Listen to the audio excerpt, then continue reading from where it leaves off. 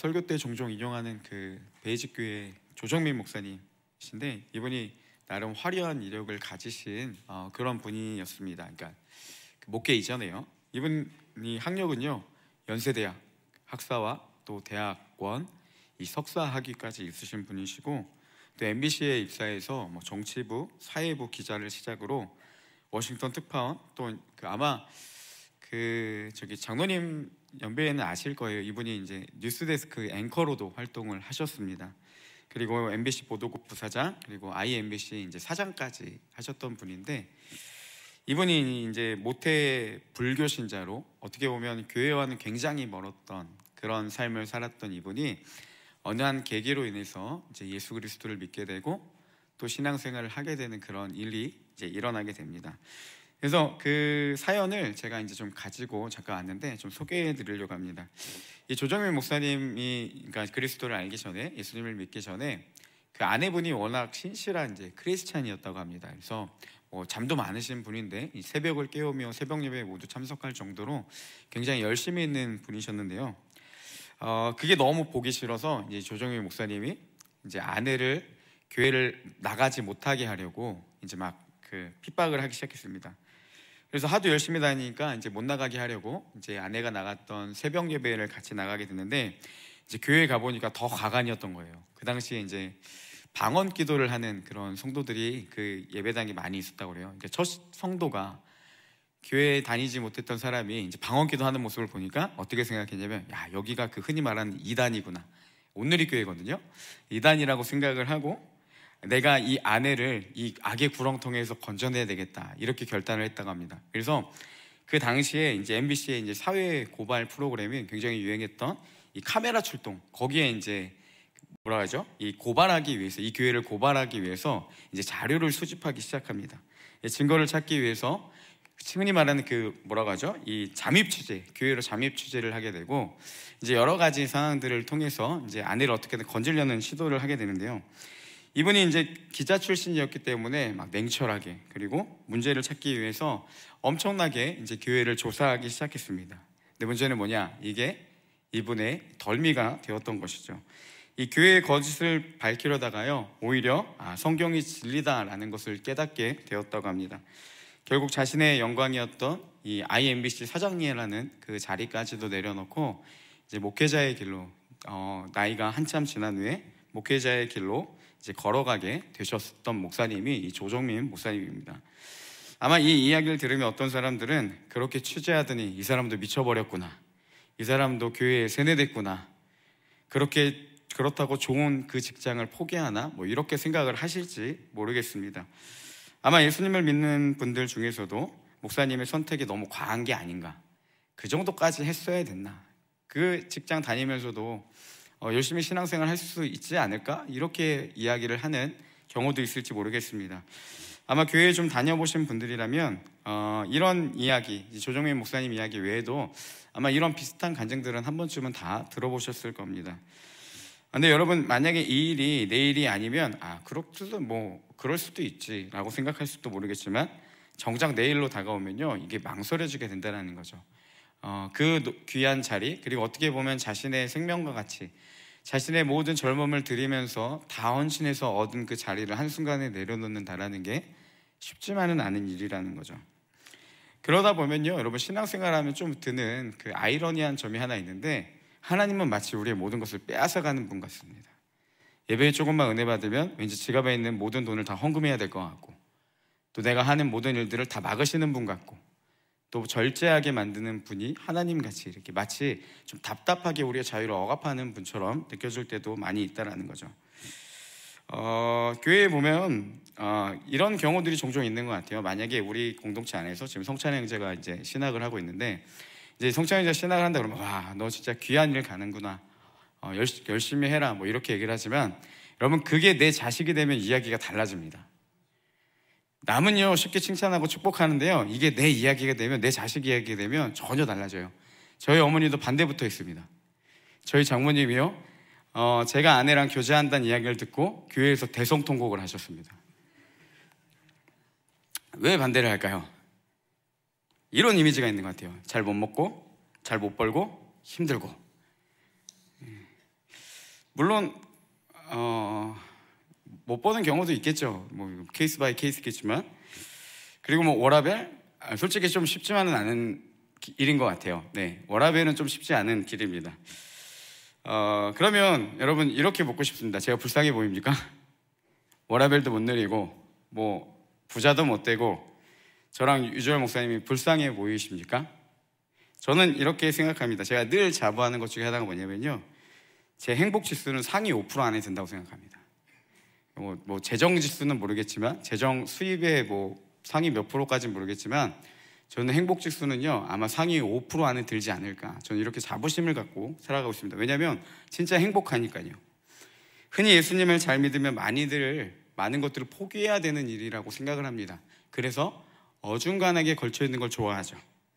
주말을 포기해야 되고, 워라밸을 포기해야 되고, 부유함을 포기해야 되고, 즐거움을 포기해야 되고, 세상에서 누려야 되는 많은 것들을 포기하는 게 그리스도인이다 라고 생각을 하는 거죠.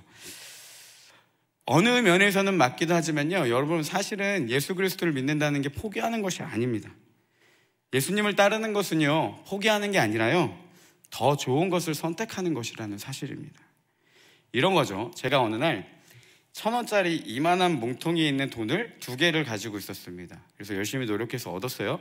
이제 막 들고 가고 있는데 갑자기 제 지인이 한 분이 이 똑같은 크기의 5만원권 지폐 2덩이를 줬습니다. 그러면 제가 이거를 걷기 위해서는 한 가지 조건이 성립돼야 돼요. 뭐냐면 들고 있던 1,000원 뭉치를 내려놓고 5만원권을 들어야 됩니다. 여기까지는 이해되시죠? 여러분 돈의 가치를 아는 사람이라면 아마 누구나 다 5만원권을 들 겁니다. 1,000원짜리를 내려놓고요. 그러면 여러분 제가 이 5만원을 얻기 위해서 1,000원짜리 몽탱이를 내려놨습니다. 이게 포기인가요? 이게 뭔가 좀 손해를 보는 행위인가요? 아니죠. 더 좋은 것을 선택했다라고 하지, 기회를 얻었다고 하지, 이거를요 어느 누구도 너 손해봤다, 포기했다라고 이야기를 하지 않는다는 겁니다. 여러분 예수 그리스도를 믿는다는 게 포기가 아니고요, 더 좋은 길을 선택했다는 겁니다. 근데 문제는 뭡니까? 우리가 그 가치를 모르거나 잊고 살아가거나 그 경험이 너무 오래되었기 때문이라는 겁니다. 조정민 목사님이요 IMBC 사장을 포기한 게 아니라요, 더 좋은 길을 선택했다, 이게 맞는 말이라는 거예요. 우리가 알지 못하니까, 예수 그리스도를 믿는 가치를, 진짜 그 가치를 알지 못하니까요 자꾸만 그 가치를 우리가 흐려버리는 겁니다. 마치 5만원권을 쥐고 있으면서도요 이 1,000원짜리가 눈에 계속 밟히는 거예요. 아까운 거예요. 내가 더 좋은 걸 들고 있으면서도 그 가치를 모르면 여러분 이걸 얻기 위해 내려오는 모든 것들이 다 포기고 희생이고 인내라고 생각을 한다는 것입니다. 그러니까요 여러분 흔히 말하는 교회 사람들, 우리가 그리스도인들의 삶은 어떻게 보고 있습니까? 늘 참고 절제해야 되고 많은 것들을 누리지 못하고 한마디로 불쌍한 사람이라고 생각을 한다는 거죠. 교회 다니는 것이 불편해 보이고 신앙생활은요 우리에게 늘 족쇄와도 같다라는 거예요. 그렇지만 그 가치를 알 때 우리는요 이걸 포기라는 것이 아니라 더 좋은 선택을 했다라는 기쁨이 찾아오게 된다는 겁니다. 제가 20대 때 예수님을 만나고 이제 기도 가운데 하나님의 부르심을 받고 신학을 하게 됐습니다. 그때 제가 한 가지 그때부터 생겨난 기도 제목인데 뭔지 아십니까? 제 자녀를 위한 기도였어요. 뭐냐면 하나님 목회자 되게 해달라고 기도했습니다. 아들인지 딸인지 건강하게 나올지 어떨지도 모르겠지만 제 기도 제목은 뭐였냐? 하나님 제 자녀 목회자 되게 해달라고 지금까지 기도하고 있습니다. 왜냐하면 여러분 예수님을 만나 그분 앞에 삶을 드리는 것보다 이 땅에 더 큰 가치가 없기 때문입니다. 예수님을 더 좋은 길이라 선택한 사람들이 공통적으로 느끼는 한 가지 특징, 공통적으로 경험하는 한 가지 특징이 있는데요. 뭐냐면 그들은 모두 예수님을 인격적으로 만났다라는 사실입니다. 오늘 말씀에 나오는 사도 바울이요 이와 같습니다. 사도 바울은 태어날 때부터요 이 유대인의 특혜를 받은 자였습니다. 지금으로 말하면 이 금수저의 삶을 누렸던 사람이 바로 이 사도 바울이었습니다. 그는 로마 시민권을 가진 귀족 출신이었고요. 그로 인해서 많은 특권을 누릴 수 있는 자였습니다. 그리고 이뿐만이 아니라 자신을 5절에서 이렇게 소개합니다. 우리 5절 말씀을 함께 같이 읽어보겠습니다. 우리 5절 같이 읽겠습니다. 나는 8일 만에 받고 이스라엘 족속이요 베냐민 지파요 히브리인 중에 히브리인이요 율법으로는 바리새인이요. 네, 이 바울이 얼마나 금수저였냐면 8일 만에 할례를 받았다. 이건 뭐냐면 나는 이교도나 부당한 방식으로 할례를 받은 자가 아니라 이 혼합 쪽이 아니라 정통 유대인이다, 이 이야기를 하는 겁니다. 그리고 이스라엘 족속, 이것도 여기에 해당되고요. 베냐민 지파, 그러니까 뭐 비록 작은 지파지만 자신은 고귀한 베냐민의 후손이다라고 이야기를 하고 있고요. 히브리인 중에 히브리인이다, 그러니까 나는 순수 혈통을 지닌 자이다, 이렇게 이야기를 하고 있습니다. 여러분, 이스라엘이 이 종교적 색깔이 강한, 그리고 종교적으로 생성된 그 국가라는 걸 감안하다 보면 이 당시의 권력자들은 누구냐, 종교의 힘을 가진 자들이었다는 거죠. 그것들을 감안할 때 바울은요, 순수한 혈통을 지닌 유대인, 즉 엘리트 중에 엘리트고 사회적으로 높은 지위를 가지고 있는 그런 사람이었다는 겁니다. 그런 바울이 어느 순간에 모든 것을 다 버리게 됩니다. 태어날 때부터 누렸던 이 금수저의 특권을 버리고요, 그리고 자기가 살면서 성취해온 모든 것들, 그 자신의 자부심들을 하나씩 다 내려놓게 됩니다. 그 이유는 한 가지, 뭐라고 이야기했냐면 예수 그리스도 때문이다, 이렇게 이야기를 합니다. 제가 신학교 다닐 때 이 탈북했던 친구가 있었어요. 동갑이어서 좀 이렇게 친하게 지냈었는데, 그 친구가 이제 북한을 나오게 된 배경을 이렇게 얘기해 줬습니다. 그러니까 너무 배가 고파서 가난해서, 그러니까 계속 탈북을 하려고 했던지 아니면 잠깐이었는지 모르겠는데 돈을 벌기 위해서 이제 중국으로 나갔습니다. 그때 이 친구가 충격을 받게 되는 한 가지 사건이 나오는데 뭐냐면요, 사람을 먹는 걸 소가 먹고 있다 봅니다. 사람이 먹는 거를 소가 먹는 걸 보고 내가 속았구나, 이걸 깨달았다고 이야기를 했던 것을 들은 적이 있습니다. 제가 이야기하는 이유는 뭐냐면요, 여러분, 사도 바울이 그 모든 것들을 다 가지고 자신의 이름과 명예와도 같았던 것들을 한순간에 내려놓고 나아갈 수 있었던 건 뭐냐, 자신이 속았다라는 걸 깨달았기 때문이라는 겁니다. 예수님을 알게 되자요, 그것들이 얼마나 허무한 것인지, 자신이 쫓았던 것이 얼마나 잘못된 것인지, 잘못된 가치관에서 살고 있었는지 그것들이 알게 되었다는 거죠. 그래서 7절에 보면 이렇게 말씀하고 있습니다. 그러나 무엇이든지 내가 유익하던 것을 내가 그리스도를 위하여 다 해로 여긴다, 이렇게 이야기를 합니다. 바울은요, 자신이 여태까지 권리와 같았던 이 금수저의 특권들, 그리고 자신의 명예들, 그리고 스스로 쌓았던 업적들, 이 모든 것들을 다 뭐라고 이야기하냐, 내가 해로 여긴다, 이렇게 이야기합니다. 심지어 8절에서 뭐라고 이야기하냐면 내가 이걸 배설물로 여긴다, 똥으로 여긴다는 겁니다. 잘못 살았고 속고 살았다는 거죠. 그게 가치가 없었다는 것을 그때서야 깨달았다는 겁니다. 왜 그렇게 고백을 했냐, 8절에 이렇게 이야기합니다. 우리 8절 말씀을 함께 같이 읽어보겠습니다. 함께 읽겠습니다. 또한 모든 것을 해로 여김은 내 주 그리스도 예수를 아는 지식이 가장 고상하기 때문이라. 내가 그를 위하여 모든 것을 잃어버리고 배설물로 여김은 그리스도를 얻고. 자, 모든 것을 해로 여긴 이유, 배설물로 여긴 이유가 뭐라고 이야기했냐, 그리스도 예수를 아는 지식이 가장 고상하기 때문이라는 겁니다. 예수 그리스도를 아는 지식, 예수 그리스도를 아는 것이 가장 고상하기 때문에 그거에 반하는 모든 것들은 내가 이제는 나에게 해로운 것들이었다, 해롭게 여긴다, 이렇게 이야기를 하는 거죠. 여러분, 예수 그리스도를 알게 되면요, 우리가 예수님을 만나게 되면, 그분의 진짜 가치를 우리가 발견하게 되면 우리 가치관에 전환이 일어나기 시작합니다. 예수님을 알게 되면 어떤 전환이 이루어지냐, 삶의 중심이 나에서 하나님 중심으로 바뀌게 됩니다. 왜? 나로 중심적인 삶이 너무나도 허무하고 잘못된 것이었다는 깨달음이 오기 때문이에요. 이전까지 나를 위해 사는 것이 삶의 가치라고 여겼지만 그게 중심이 아니라 예수님을 만남으로 하나님 중심으로 사는 것이 세상에서 누리는 가장 기쁜 행복, 가장 진정한 행복이라는 것을 깨닫게 된다는 거죠.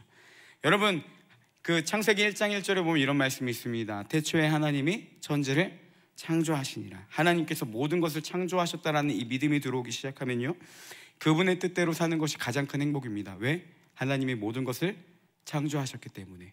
그러면 세상의 이치를 이렇게 정리할 수 있습니다. 가장 큰 행복은 누구로부터 오냐? 하나님 안에 거할 때 온다는 것입니다.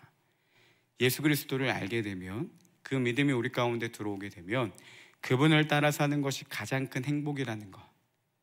나 중심적인 삶이, 그거는 잘못된 가치관에 우리가 속고 살았고, 마치 사람이 먹는 것을 소가 먹고 있다라고 느꼈던 저의 친구의 고백처럼 우리가 그런 잘못 살았음을 깨닫고 하나님 중심적으로 사는 것이 진짜 행복인 것을 알게 된다는 것입니다.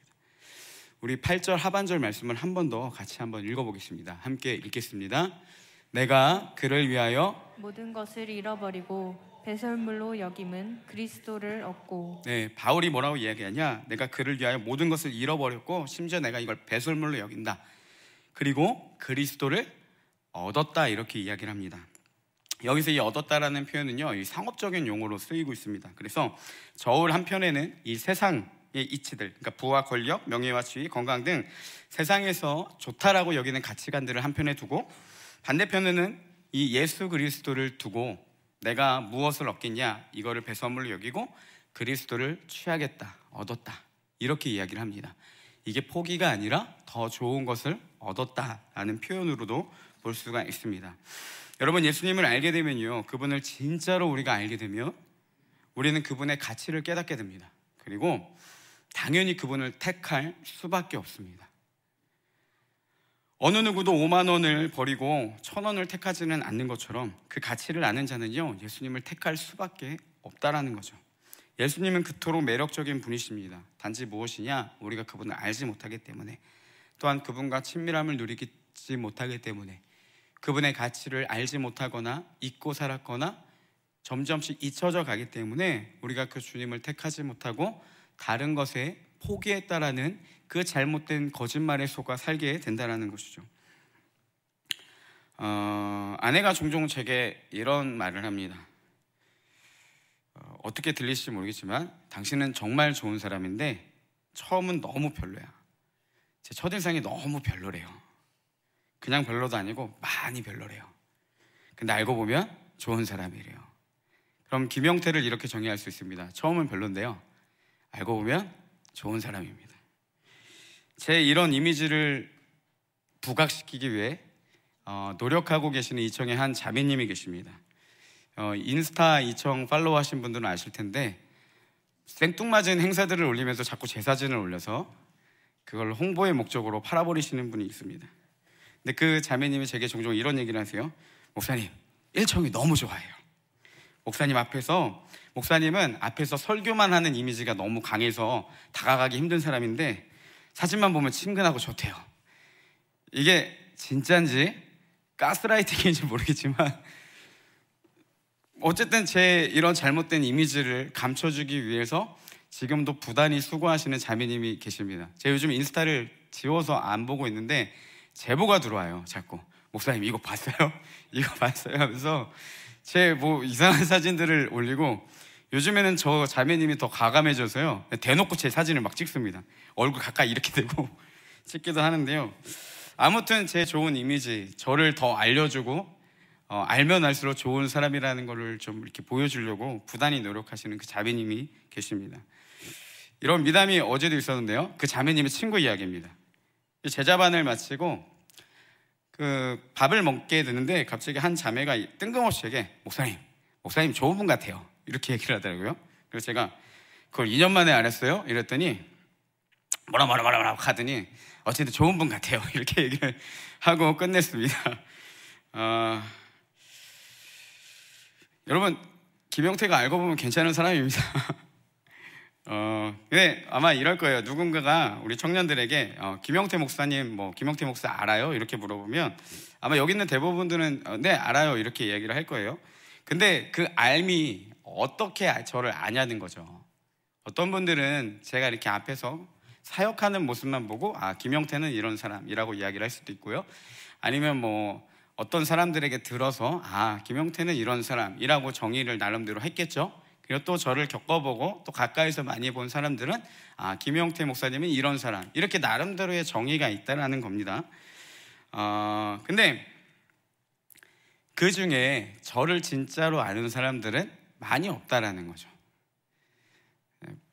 그냥 적어놨으니까 물어볼게요. 저는 어떤 사람이라고요? 다시 처음부터 얘기할까요? 알면 알수록 좋은 사람이라니까. 네, 그럼 저를 누가 제일 많이 알까요? 저랑 많이 대화 나누고 많이 함께 시간을 보내며 같이 교제한 사람이 저를 잘 많이 압니다. 저는 저를 제일 많이 아는 사람이 제 주변에 제 아내라고 생각을 합니다. 그래서 아내가 저를 얼마나 많이 아는지요, 아직도 그 매력에서 헤어나지 죄송합니다. 네, 그냥 좀 피곤한 시간이라 간만에 이런 거 좀 적어봤습니다. 여러분, 예수님을 아는 게요, 이것과 같다라는 거예요. 어떤 사람은요, 예수님에 대해서 아는 사람이 있습니다. 예수님에 대해서 들었거나, 예수님에 대해서 배웠거나, 예수님에 대해서 교회적 문화를 통해 아는 사람이 있습니다. 그분이 정말 현존하고 계신 분이신지, 그분이 정말 좋은 분이신지는 이야기를 통해서만 들었어요. 정작 그분을 경험해 보지는 못했습니다. 대신 아는 척은 해요. 왜? 그분을 어느 정도 정보로 알고 있기 때문에. 그래서 예수님이 아는 사람이 어떻게 행동하는지 그 행동은 고스란히 할 수가 있습니다. 예수님이 없어도요, 무서운 게 신앙생활 할 수 있습니다. 예수님 몰라도요, 예배 드릴 수 있어요. 예수님 몰라도 교회에서 봉사하고 리더할 수 있습니다.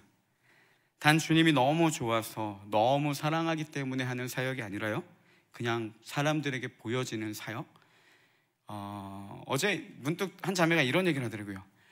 그런 행위들을 통해서 도파민이 분비되기 때문에 하는 행위들, 그렇게 사역을 할 수도 있다는 거죠. 두 가지 경우 모두 여러분 예수님을 아는 것처럼 보입니다. 어떤 사람은 진짜 예수님을 사랑해서 그분을 알기 때문에 하는 사람이 있고요, 어떤 사람은 그분에 대해서 알아서 교회의 문화를 행하는 사람도 있다는 겁니다. 이게요, 정말 애매한 게 구분을 할 수가 없어요. 심지어 무서운 건 무엇이냐, 예를 들어 제가 예수님에 대해 알아서 그 행위를 하잖아요. 근데요, 나도 내 자신을 속여요. 내가 예수님을 알고 있다라고 스스로를 세뇌시키면서, 아니야, 나는 예수님 알아. 근데 몰라. 근데 아는 것처럼 행하면서 자신을 속이면서 그거에 대해서 의심하지 않고 살아가는 경우가 있다는 겁니다. 하지만 누구는 아십니까? 하나님은 아신다는 거예요. 그 사람이 진짜 예수님을 아는지, 아니면 예수님에 대해서 아는지. 어제 제자반 수업을 하는데요, 이런 내용이 있었습니다. 공동체의 이제 복음의 영향력, 그리고 이제 사랑의 실천에 대한 이야기가 나오면서, 사랑의 문제는 결국 우리 믿음의 문제다라는 말이 있었습니다. 그리고 사랑의 부재는 언제나 불신앙이나 믿음의 부재를 나타낸다. 즉 이런 내용입니다. 여러분, 내가 공동체 가운데 사랑을 향하지 못하면 그건 뭐냐? 내 믿음에 문제가 있다는 거예요. 사랑의 부재는 불신앙이나 믿음의 부재를 나타낸다는 겁니다. 그래서 사람을 비판하고 어려운 사람을 피하는 것, 이렇게 사랑하지 못하는 모습들이 내가 믿음 없는 상태를 보여주는 것이다. 제가 이 말에 굉장히 큰 충격을 받았습니다. 수업을 준비하면서 내가 진짜 믿음이 없구나라는 것들을 많이 깨달았어요. 그리고 설교를 이렇게 준비하는 그 오늘 낮에도 또 그런 제 모습을 보면서 또 하나님 앞에 회개를 했습니다. 목사라고 예수님은 아는 척을 했지만 그분을 아는 지식이 제 삶 가운데 전혀 영향을 주지 못했다는 것에 좀 충격을 받은 그런 일이었습니다. 여러분, 예수님이 아닌 내 방법대로 살면서 예수님을 안다라고 착각하는 경우들이 우리 가운데 굉장히 많이 있다는 거예요. 그리고 수많은 합리화와 수많은 수많은 그 핑계를 대면서요, 나는 마치 예수님을 아는 것처럼 스스로를 속이며 살아가는 경우가 많이 있다는 겁니다. 여러분, 신앙생활을 하다 보면 정말 이런 일들이 많이 있습니다. 근데 그걸로 인해서 오는 특징 중에 하나는 무엇이냐면요, 종교 생활은 기뻐할지 모르겠지만 하나님의 그 가치는 알지 못한다는 거예요. 그래서 여전히 세상과 하나님 사이에 갈등을 하게 된다는 겁니다. 그리스도인으로서 쪽팔리게, 세상 사람들이 누리는 것들을 우리가 못 누린다라고 스스로를 한탄하며 살아가는 게 예수님의 가치를 알지 못하는 사람들의 특징이라는 겁니다. 예수님을 알면요, 그 가치를 정말 깨닫게 되면요, 이건 버리는 게 아니고 포기하는 게 아니라 더 좋은 걸 선택하는 것이라는 거예요. 기회라는 겁니다. 이렇게 예수님을 아는 사람들은요, 삶이 반드시 변합니다. 조정민 목사님이 그랬고 오늘 말씀에 나오는 사도 바울이 그랬습니다. 아마 예수님을 인격적으로 만나신 우리 이 가운데 함께 예배하는 모든 청년들, 제 말이 무슨 말인지 공감이 되실 겁니다. 문제는 무엇입니까? 우리가 그분이 가장 소중하다라고, 가장 귀한 가치임을 깨닫고 신앙생활을 시작하고 또 그분을 향한 인격적인 만남이 있었는데, 그 마음이 우리 가운데 계속 남아있지는 않다라는 거예요. 점점씩 잊어가니까 자꾸 무엇이 보입니까? 이전 것이 보이는 겁니다. 오늘 말씀을 준비하면서 제가 끊임없이 물어봤던 질문, 그리고 해결되지 않는 한 가지 질문이 있었습니다. 이런 거예요. 여러분, 누군가가 여러분들에게 가서 물어봐요. 야, 예수님 왜 믿어? 이 시간이 굉장히 애매한 시간인 거 아시죠, 여러분? 낮에 뭘 잡기도 애매하고요, 저녁에 약속 잡기도 애매해요. 그죠? 친구들 노는데 중간에 끼는 그런 이상한 경우밖에 되지 않아요. 근데 왜 여기 있냐는 거예요. 그걸 뭐라고 설명하시겠습니까? 어렸을 때부터 해와서? 아니면 교회의 나의 이미지? 아니면 모르겠어, 그냥 습관? 아니면 뭐 정말 주님이 좋아서? 여러 가지 다양한 이유들이 있겠죠. 제 말씀을 준비하면서 계속 들었던 한 가지 고민이 뭐였냐면요, 많은 사람들이 부러워하고, 여러분 솔직히 워라벨이 뭐가 나쁩니까? 그리고 잘 살고 부자 되는 게 뭐가 문제가 되는 거예요.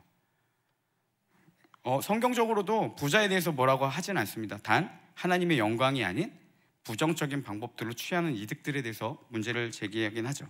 뭐 어찌됐건, 근데 이런 모든 것들을 포기하면서 예배를 드리는 것, 그게 뭐가 좋아? 왜 예수님이 그것보다 더 좋아? 이거를 어떻게 설명할 수 있냐는 거예요. 어제 머리가 터지는 줄 알았습니다. 아무리 생각해도요, 떠오르지가 않더라고요. 어떻게 이야기를 해야 될지. 뭔가는 알아. 왠지 그렇지 않아요? 우리가 왜 예수님이 더 좋은지는 알아.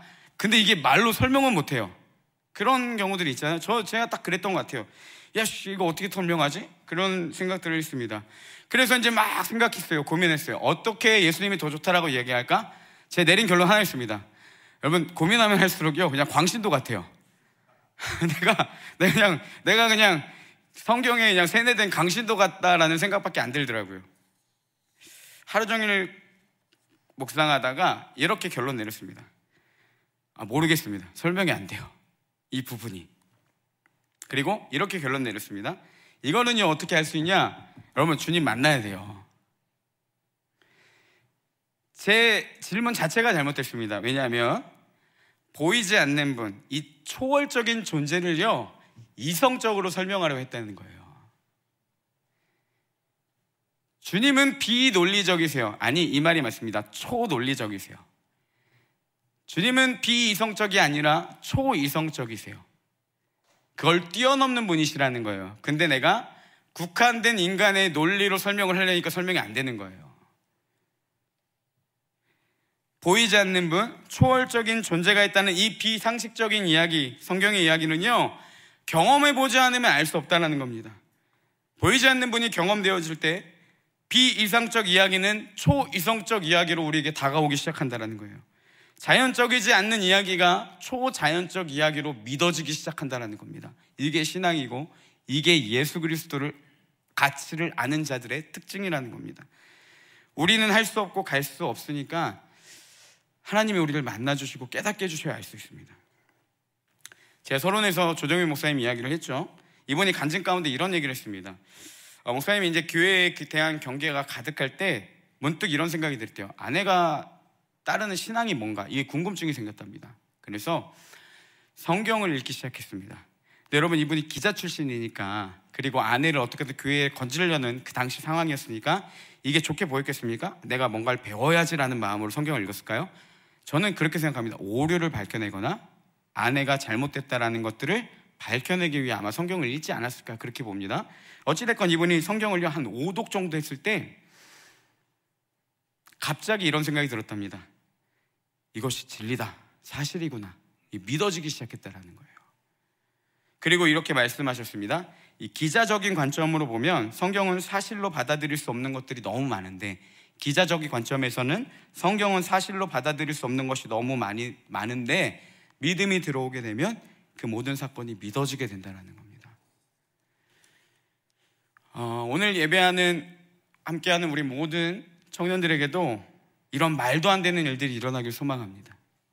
갑자기 교회가 가고 싶어지는 마음이 생기거나, 말씀이 어느 순간 내 마음에 깊이 다가와서 믿어지거나, 기도하는데 이상한 기분이 느껴지거나, 보이지 않는 그분이 왠지 느껴지거나, 예배를 드리는데, 찬양을 하는데 그 한 가사가 내 마음을 울리든지, 아니면 그 가사가 마치 하나님이 나에게 말씀하시는 것 같던지, 이런 말도 안 되는 초이성적인, 초자연적인 사건이요, 하나님이 우리 가운데 나타내 주시기를 소망합니다.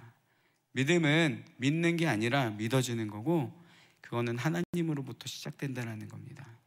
그래서요, 우리가 이걸 사모하며 하나님 앞에 기도하며 나아가야 된다는 것입니다. 사도 바울은 그것을 알았어요. 다메섹 도상에서 다메섹에 가는 길에 예수님을 만났습니다. 그럼 그가 뭐라고 이야기를 합니까? 모든 것을 해로 여김은 내 주 그리스도 예수를 아는 지식이 가장 고상하다. 예수님을 아는 것, 그분을 만난 것이요, 이 땅에서 가장 귀하고 내 삶의 전부가 된다는 겁니다. 여러분, 이 경험이 우리 가운데에도 있기를 축복합니다. 가장 행복임을, 주님이 가장 큰 축복임을 정말 경험해서 예수 그리스도의 그 고상한 지식을 아는 우리 모든 청년들이 되기를 주님의 이름으로 축복합니다. 우리 이 시간 함께 같이 찬양하며 기도하겠습니다. 내 안에 가장 귀한 것이라는 찬양인데요, 이 가사에 이런 고백들이 되어 있습니다. 내 안에 가장 귀한 것은 무엇이냐? 예수님을 아는 것이다. 세상의 가치관은 무엇이 우선입니까? 금, 은. 근데 그보다 더 귀한 건 뭐냐? 예수를 아는 것이다 라고 고백합니다. 그리고 두 번째 가사에 보면 세상 지식보다 귀한 건 예수를 알미라. 내 안에 가장 귀한 건 예수를 알미라. 우리 기도하는 마음으로 같이 한번 했으면 좋겠습니다. 우리가 이 가사가요, 그냥 흥얼거리는 게 아니라 갑자기 깨달아지는 거예요.